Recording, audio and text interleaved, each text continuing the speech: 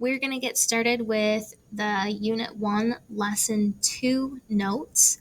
And again, this is going to be a little bit of a review from the last couple units of Algebra 1. And we are talking about exponent properties. So we're going to do a quick overview of all the properties that you need to know. And then we're going to simplify all these expressions. We're going to put all of those properties together and be able to use them. So first, some of these basic problems here. So if I am multiplying two powers together, I add the exponent. So x cubed times x to the 5th becomes x to the 8th. If I'm dividing powers with the same base, we subtract the exponents. So in this case, I would do 5 minus 3, and this would become x squared.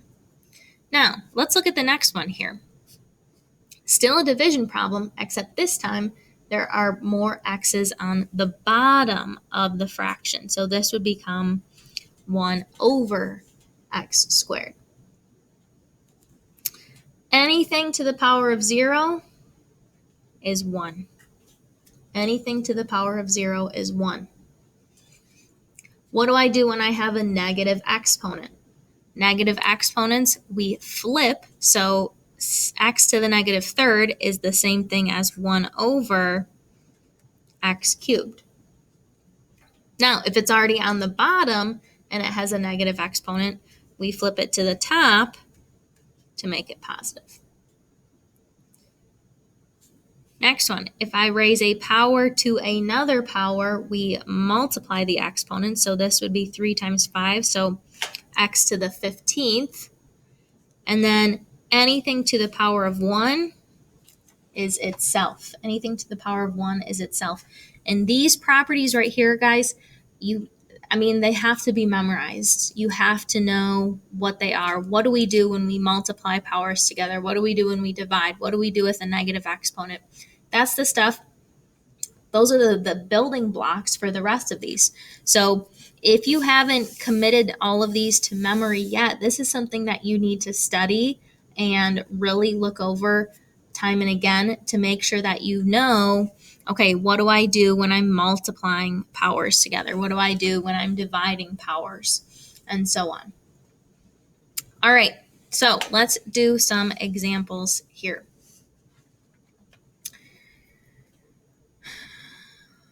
All of this is being raised to the second power. So every single thing in here is going to get squared.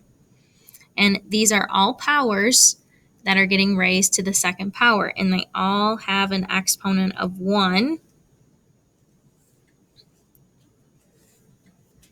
So this is going to become negative 3 squared, a squared, b squared. They all are getting squared. In the second parentheses, all of my exponents are going to get multiplied by 3. So I'm going to have a to the 12th and b to the negative 6th. Okay, now on this next step, I'm going to do a couple things. I can actually do negative 3 squared, and I have something with a negative exponent. So I am going to flip this to the bottom, and that is negative 3 squared. It means I do negative 3 times itself, which is 9. And that b flips to the bottom and becomes a positive exponent. All right, we're not done yet because I have multiple a's and multiple b's.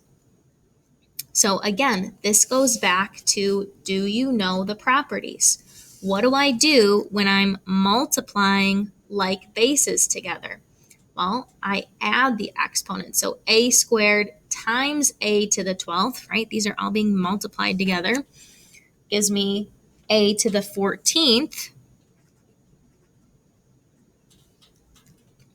However, the b's have a fraction line between them, which means they're being divided.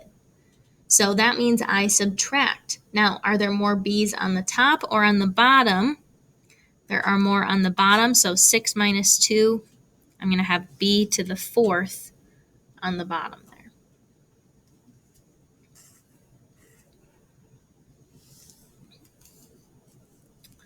Okay, example 2. Again, everything in here is going to get its exponent multiplied by negative 2. So let's do that. 3 times negative 2 gives me p to the negative 6. Negative 4 times negative 2, now that's a positive 8, over negative 5 times negative 2 gives me p to the 10th. This, right now, the q in the parentheses has an exponent of 1, so I'm going to do 1 times negative 2, which gives me q to the negative 2. Now, what do I do with things that have negative exponents? We flip them. Flip and flip. And only the things that have negative exponents are going to flip. So the q to the 8th and the p to the 10th are going to stay where they are. So q to the 8th stays on the top, p to the 10th stays on the bottom. This p to the negative 6 flips to the bottom and becomes p to the 6th. Q to the negative 2 flips to the top and becomes q to the positive 2nd. Now I'm not done because I'm multiplying these q's together and I'm multiplying these p's together. So I'm going to have q to the 10th over p to the 16th.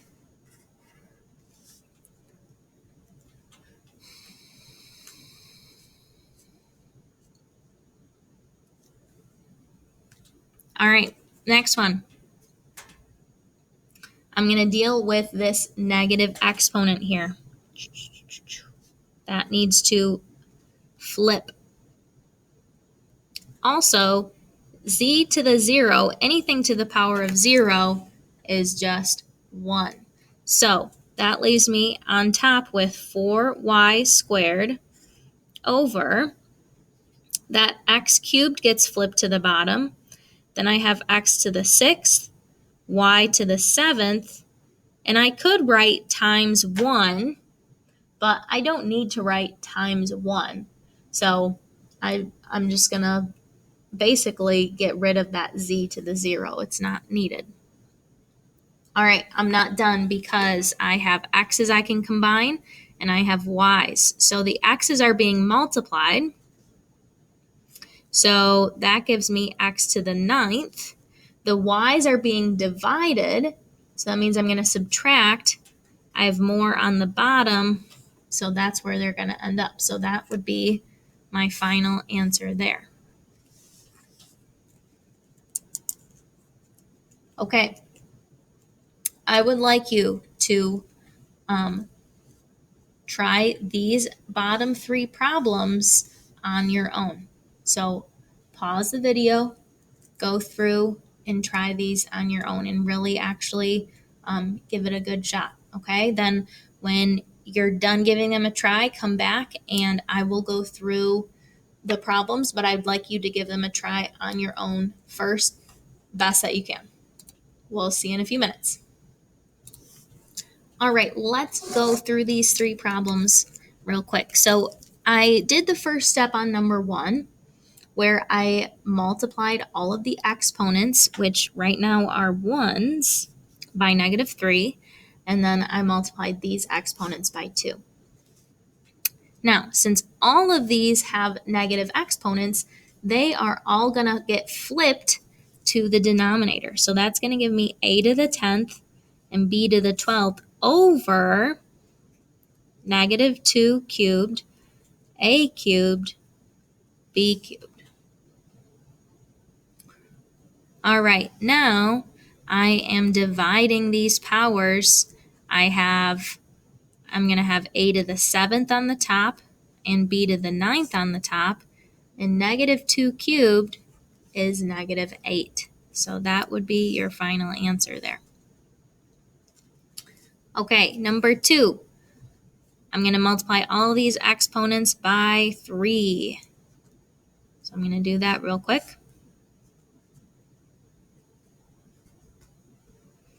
And that's what I get after that. I'm going to flip the things that have negative exponents, which means I'm going to have both of my Q's on the top and both of the P's on the bottom.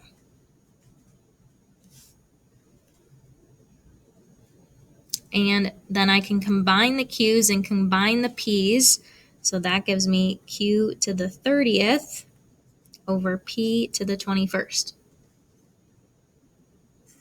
And that's it there. All right, number 3. We got that negative exponent. That's going to flip up to the top. X to the 4th, if I can write properly.